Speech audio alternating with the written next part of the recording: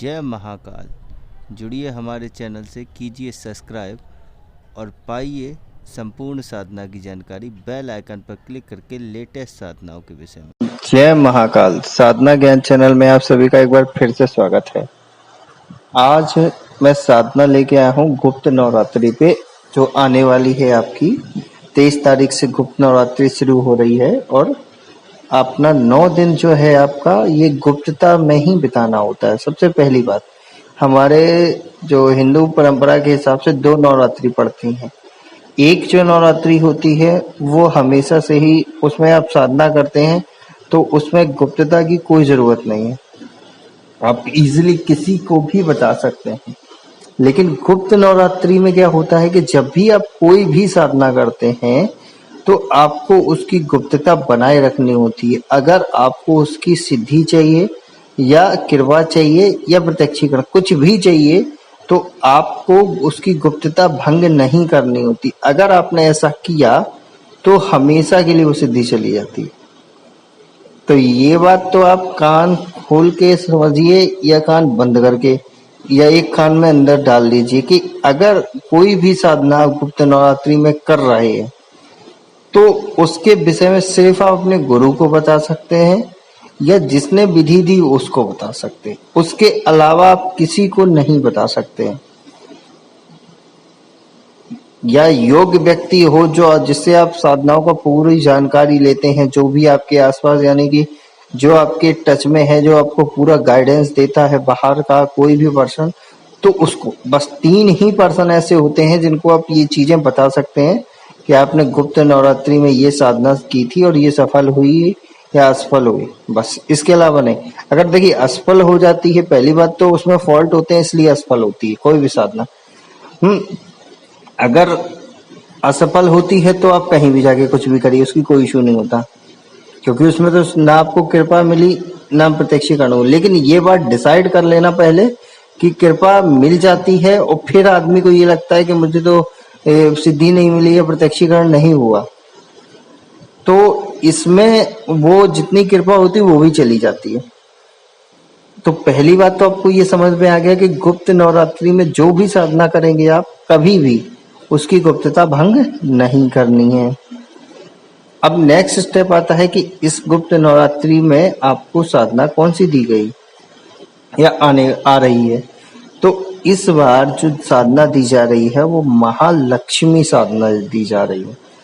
इसके लिए मैंने एक रैंडमली चुनाव किया था। जैसे कि मान लीजिए मैंने अपने ग्रुप में डाला था कि गुप्त नवरात्रि पे आपको एक साधना दी जाएगी, तो जिस जिस लोगों को करना है वो मेरे से संपर्क करें। तो अप्रोक्स 50% आदमियों में से, मतलब 100% के 50% आदमियों ने तो छोड़ दी पहली बार। अब जो 50 थे उसमें से 30% आदमियों ने बोला कि मुझे करनी है। तो मैंने पूछा क्यों करनी है आपको, तो उनका जवाब आया इसलिए करनी है क्योंकि मेरे पास पैसे नहीं है, धन नहीं है और मैं कोई बड़ी साधना नहीं कर सकता। तो पहले मैं कुछ और देने वाला था, बट मैंने इस बार ये सोचा कि आप लोगों की धन की समस्या ही खत्म कर देता हूँ। क्योंकि धन की समस्या कैसे खत्म करते हैं, धन की समस्या के लिए अब वो ग्रुप फुल हो चुका है, चलिए समझिए। अब उस ग्रुप में किसी को ऐड नहीं किया जाएगा। जिसको चाहिए ये साधना वो मुझसे पर्सनली संपर्क करेगा, उसकी मैं पहले पात्रता नापूंगा, उसके हिसाब से ही उसको ये साधना दूंगा। जो जो उसमें आ गए वो मैया की इच्छा थी। अब जो आएंगे वो पात्रता नाप के ही उस ग्रुप में ऐड किए जाएंगे, ठीक है। तो एक्चुअली आज के जमाने में पैसा हर आदमी को चाहिए, चाहे कोई भी हो, छोटे से छोटे बड़ा से बड़ा, क्योंकि उसके बिना काम नहीं चलता। कलयुग की सबसे बड़ी जो पूंजी है, एक तरीके से बोले सबसे बड़ी पावर है, वो पैसा है। इससे आप कुछ भी कर सकते हैं। XYZ ये समझिए कि अगर आपको किसी की मदद करनी है तो भी पैसा चाहिए, खाना खाना तो भी, हर चीज के लिए एक लिमिट पीरियड हो गया है पैसा। बट अध्यात्म में जब आप साधना जगत में उतर आते हैं और साधना करते हैं तो साधना के अंदर कुछ पैसा नहीं चलता है आपका, ये बात याद रखना। जब भी आप साधना करेंगे तो आपका पैसा नहीं चलेगा। ये देखिए, ये जो मैसेज आ रहे हैं, इतनी देर से आपको आवाज भी सुनाई दी गई होगी, ये कुछ हमारे ग्रुप में दूसरे चैनल के लोग घुस के गाली गलौज करने आ जाते हैं, क्योंकि उनकी जो मार्केटिंग है वो बंद हो जाती है हमारे चैनल की वजह से, क्योंकि वो फर्जी फैलाते हैं, मैं उसको एक्सपोज कर देता हूँ, तो वो गाली गलौज करने आ जाते हैं। तो कृपया ग्रुप में अब एक नया नियम है कि जब तक मैं ऑनलाइन रहूंगा तभी तक उसके मैसेज खोले जाएंगे, और अगर किसी को कोई ज़रूरत है, कोई इमरजेंसी है, तो मेरे को पर्सनल मैसेज करेगा, मैं उसकी प्रॉब्लम देख के उसको जान के उसको नए वाले ग्रुप में ऐड कर देता हूँ। उसके मैसेज 24 घंटे खुले होते हैं, क्योंकि उसमें बड़े बड़े साधक भी हैं जो आपकी हेल्प कर सकते हैं अगर मैं नहीं हुआ तो। ठीक है, तो वो तो देखिए, ग्रुप में आने के लिए मैं पहले ही बता चुका हूँ कि अपने फोन पे प्ले स्टोर से जाके टेलीग्राम को इंस्टॉल करना है, व्हाट्सएप की तरीके एक्टिव करना है। जैसे व्हाट्सएप में मोबाइल नंबर डाल के ओके करते हैं, कोड आता है, वैसे ही वो टेलीग्राम। उसके बाद अपना रियल नेम लिखना है उसमें, दोनों में। अगर ये किसी का शॉर्ट फॉर्म आया ना मेरे ग्रुप में, XY और ADSM फलाना ठिकाना, मैं किसी को रिप्लाई नहीं देता आजकल, क्योंकि 90% ये सब फेक होते हैं। रियल नेम होना चाहिए, रियल फोटो होनी चाहिए, तो ही मैं रिप्लाई देता हूँ, क्योंकि ये आके पूछेंगे फिर गंदगी फैलाएंगे। इसलिए मैं रियल नेम डालिए, और जो मेरे डिस्क्रिप्शन में लिंक पड़े होते हैं उसको क्लिक करिए। अगर वो नहीं हो रहा है आपके ब्राउजर में, तो उसी लिंक को कॉपी करके क्रोम ब्राउजर पे ओके करेंगे, ऑटोमेटिकली टेलीग्राम दे देगा, उस पर क्लिक करिए, ज्वाइन हो जाइए। मेहनत करिएगा, आराम से हो जाएगा, कोई दिक्कत नहीं होती। ठीक है, अब ये तो हो गया इन लोगों के चक्कर में मैं भूल गया मैं क्या बताने वाला था आपको अच्छे से। हाँ, तो बात हमारी चल रही थी महालक्ष्मी साधना के विषय में। तो पहली बात तो आपको समझ में आ गया होगा कि इनके प्रकार क्या हैं, कैसा चलता है और क्यों जरूरी है ये साधना। अब इनके थोड़े से बारे में जानते हैं। जैसे कि हर तरीके की अलग अलग साधनाएं होती हैं लक्ष्मी जी की। कोई महालक्ष्मी योगिनी साधना होती है, कोई सिर्फ लक्ष्मी साधना होती है, कोई कमला लक्ष्मी होती है, कोई गणेश लक्ष्मी, कोई गायत्री, कोई तंत्रोक्त, कोई गुरु लक्ष्मी, कोई महालक्ष्मी। तो ऐसे ही अलग अलग तरीके की साधनाएं होती हैं महालक्ष्मी लक्ष्मी जी की, और अलग अलग विधियों से होती हैं। तो इस बार जो मैं विधि देने वाला हूँ स्टेप बाय स्टेप ही दूंगा, जिससे आप लोगों को इजीली आसानी हो।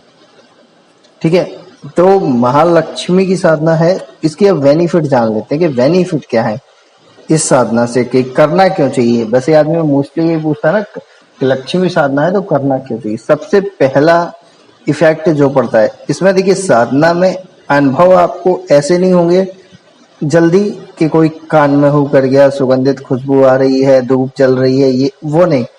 अनुभव कैसे होंगे, जैसे आपकी मान लीजिए आर्थिक स्थिति ठीक नहीं है तो आपको रोजगार कहाँ मिलने लगे, या आपका कोई ऐसा काम बन जाए जिससे धन की आना शुरू हो जाए। ऐसे मतलब आर्थिक स्थिति सही होगी। धन प्राप्ति मतलब मान लीजिए आप 10,000 की नौकरी कर रहे हैं, आपने अप्लाई कर रहे हैं 12,000 के लिए या 15,000 के लिए, तो वो 15,000 की जॉब आपको मिल जाए। या आप मान लीजिए किसी बिजनेस में है और आपको टेंडर नहीं मिल रहा है, यहाँ वहां जा रहे हैं, तो ये चीजें आपकी हेल्प करती हैं। ठीक है, तो धन प्राप्ति हो गया। जैसे रोजगार आप कर रहे हैं, बिजनेस जो कर रहे हैं उसमें आप घूम रहे हैं पर आपकी मार्केटिंग ही नहीं बन पा रही है, तो ऑटोमेटिकली मान लीजिए आप किसी कस्टमर के पास गए, उसने कह दिया ठीक है भैया मैं आपका 10 लाख का टेंडर ले लेता हूँ, तो वो भी वृद्धि हो जाती है। अब इसमें एक और ऑप्शन आता है कर्ज का। देखिए, कर्ज मुक्ति होती है इससे, मैं मानता हूं इससे होती है, लेकिन आप दोबारा भी कर्ज में डूब सकते हैं।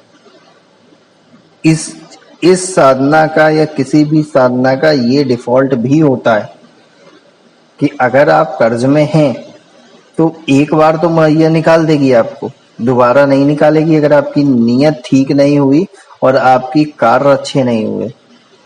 अगर आपने मान लीजिए कि पैसा आने के बाद आपने मांस मदिरा का सेवन किया, लोगों को प्रताड़ित किया, या लोगों की से छीना झपटी करी, या गलत कार्य करना शुरू कर दिया, तो आप ये समझ लीजिए सिद्धि तो जाएगी और आप दोबारा दरिद्रता में डूब जाएंगे। ठीक है, और भी कुछ फायदे होते हैं, जैसे कि मान लीजिए आपकी आय का स्रोत। जैसे मान लीजिए आप जॉब करते हैं और आपको लग रहा है कि यार मेरे को बिजनेस भी करना चाहिए, आपके दिमाग में ऐसे अपने आप सोच आने लगी कि मुझे बिजनेस करना चाहिए साथ ही साथ, तो आपकी वो स्रोत बनेगी कि फिर आप गूगल पे कहीं से भी सर्च करके आप ढूंढेंगे कि आपको कौन सा बिजनेस करना है।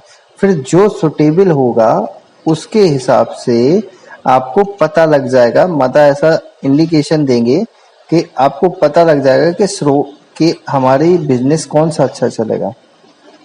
ऐसे ही आकस्मिक धन, मतलब जैसे कि आकस्मिक धन प्राप्ति, कि जैसे मान लीजिए आपका कहीं पैसा फंसा हुआ है जिसकी आपने उम्मीद ही छोड़ दी है, आप सोच रहे हैं कि ये मिलेगा ही नहीं अब, है ना। वो एकदम आपको पता पड़ा कि वो बंदा पर्सन आके या किसी भी माध्यम से आपको पैसा दे देता है। मान लीजिए किसी का पीएफ ही फंसा है या कुछ भी कंपनी से पैसे ही फंसे हैं, नहीं मिल रहे हैं, वो एकदम आपको आके दे देंगे, चेक आ जाएगा आपके हाथ के, ये लीजिए। इसके बाद कुछ और होता है जैसे कि प्रॉपर्टी। इससे क्या होता है कि धीरे धीरे आप उस लेवल पे पहुंच जाते हैं कि खुद का मकान हो जाता है, खुद की प्रॉपर्टी हो जाती है। और भी बहुत बेनिफिट होते हैं जो इस साधना से हो जाते हैं इजीली, कुछ करना नहीं है इसमें ज़्यादा। अब इसमें कुछ बातें और हैं, जैसे कि इसमें क्या क्या चीज़ों की ज़रूरत होती है। तो एक तो माता का यंत्र चाहिए इसमें, ठीक है, और माला। माला इसमें दो तरीके की यूज हो सकते हैं। एक होती है सबसे बेस्ट ऑप्शन कमलगट्टे की माला, कमलगट्टा नहीं मिल रहा है तो स्फटिक की माला। दो मालाएं होती हैं मोस्टली। अब जो जो उस ग्रुप में जुड़े हैं, ठीक है, उनको तो मैंने पहले ही बता दिया कि उन्हें क्या क्या चाहिए। आप लोग नए हैं तो मैं आपको ब्रीफ कर देता हूं कि एक यंत्र चाहिए, ठीक है, और एक माला। दो में से वाला कोई भी यूज कर लो, कमलगट्टे की या स्फटिक की। इतनी चीजों की आपको रैंडम जरूरत पड़ती है। बाकी आपका जो सामग्री है वो सामग्री में आपको माता की फोटो चाहिए, अपने गुरु की फोटो चाहिए। गुरु की फोटो नहीं है तो आपको भगवान शिव की फोटो चाहिए, गणेश जी की फोटो चाहिए, बढ़िया सी एक चौकी चाहिए जिसपे आप लाल कलर का कपड़ा बिछाइएगा या पीला, दो में से एक भी। जो अगर पीला बिछाएंगे तो पूरा पीला करना पड़ेगा, कपड़ा भी, आसन भी आपका, और आपके कपड़े भी। अगर लाल करेंगे तो पूरा लाल, इतना आपको चाहिए। बाकी आपका जो होता है सिस्टम के धूप चाहिए, दीपक चाहिए, ये सब आपका जो नॉर्मल यूजेबल होता है वो चाहिए। और हवन, हवन सामग्री जरूर चाहिए क्योंकि इसमें डेली एक माला का हवन होता ही होता है। एक माला का तो हवन करना ही करना है आपको, ये बात ध्यान रखना। ये साधना जो चलती है वो गुप्त नवरात्रि में 9 दिन की होती है और उसके बाद ये होती है 21 दिन की। अगर नवरात्रि में नहीं करते हैं तो उसकी अलग तिथि होती है, उसको मैं आपको बता दूंगा। जो जो ये मुझसे विधि के लिए संपर्क करेगा उसको मैं बता दूंगा, तो उस हिसाब से वो होती है। अब ये स्टेप आ गया। अब इसमें कुछ आपके टर्म्स और कंडीशन भी हैं, जैसे कि समझिए कि इस साधना के विषय में किसी से बात नहीं करना है क्योंकि ये पूर्णतः गुप्त साधना है, चाहे नवरात्रि में करें या बाद में करें। ब्रह्मचर्य का पालन करना है। अगर आप पति है, पत्नी है, शादी विवाहित है मतलब, तो आपस में आप कर सकते हैं कुछ भी, लेकिन किसी और के साथ नहीं। ब्रह्मचर्य खंडित नहीं होना चाहिए किसी और के साथ। दूसरे की मदद करें, जहां तक हो सकता है आपको हेल्प करें, उतना ही करें कि जिसमें आप कर्ज में न डूबे या आपका घाटा ना हो। साधना काल में साफ याद रखें, मांस मदिरा नहीं खानी है, ना ही पीनी है, ना ही खाना है मांस, ठीक है। दोनों चीजों का विशेष ध्यान रखना है। लहसुन प्याज हो सके तो छोड़ दीजिए, नहीं हो सकता तो माफी मांग लीजिए कि भैया अब तो नहीं हो सकता। साफ सफाई का विशेष ध्यान रखना। जिस कमरे में या जिस जगह पर पूजा करते हैं उसकी साफ सफाई आपको डेली करनी है। अगर आप साधना कर सकते हैं बहुत अच्छी बात है, सुबह 4 बजे से 6 बजे के बीच, नहीं तो रात के 9 बजे से 11 बजे के बीच में करना है आपको। साधना के समय में जो है आपका वो टाइम नहीं बदलना है कि आज मैंने 9 बजे किया, कल 10 बजे, परसों 10:30 बजे। ये कोई टाइम चेंज नहीं होगा, सुबह 4 बजे वाला 4:30 नहीं, सिर्फ एक ही टाइम रखना, कभी मत आगे पीछे करना। ठीक है।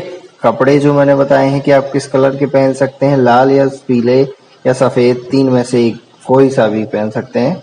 और उनको देखिए, एक एक जोड़ी नए कपड़े आपको लेने पड़ेंगे और उसी को आपको जब गंदे लगने लगे तो डेली आप शाम को या सुबह धो के डाल दें और अपना पूजा के टाइम पहन लें। साधना के समय में जितनी भी आपके यहाँ तक कि इवन नौकरानी तक है उसका भी सम्मान करना है। ये नहीं कि गाली गलौज किसी से क्रोध में आके कुछ बोल देना। और इस सिद्धि का या इस शक्ति का कोई भी प्रदर्शन नहीं करना है किसी को भी। ये बात याद रखना कि ये नहीं कि अरे मेरे पास तो कृपा है, देखो मैं तुम्हें दिखाता हूँ कृपा कैसे होती है। आज मैं सोच रहा हूँ कि देखो मेरे पास 1000 रुपए आ जाए शाम तक, तो 1000 आ गए, ये लो देखो। ये करोगे शक्ति नष्ट हो जाएगी, हमेशा याद रखना। और भी कुछ नियम है, वो पीडीएफ में आपको मिल जाएगा। जिसको चाहिए है पीडीएफ वो मुझसे पर्सनली संपर्क करेगा, मैं उसको दूंगा। ऐसे में ना पीडीएफ अब यहाँ भी नहीं डालूंगा और ना ही ग्रुप में डालूंगा, क्योंकि ग्रुप में इतनी गंद फैला रखी है इन लोगों ने आके कि मुझे देने का मन नहीं होता, बताने का मन नहीं होता वहाँ। तो ये वीडियो यहीं समाप्त करता हूँ। नेक्स्ट स्टेप की वीडियो में बताऊंगा कि आगे आपको क्या क्या करना है। अब मुझे इजाजत दीजिए, वीडियो बहुत लंबी हो जाएगी, तब तक के लिए जय महाकाल। जुड़िए हमारे चैनल से, कीजिए सब्सक्राइब और पाइए संपूर्ण साधना की जानकारी बेल आइकन पर क्लिक करके लेटेस्ट साधनाओं के विषय में।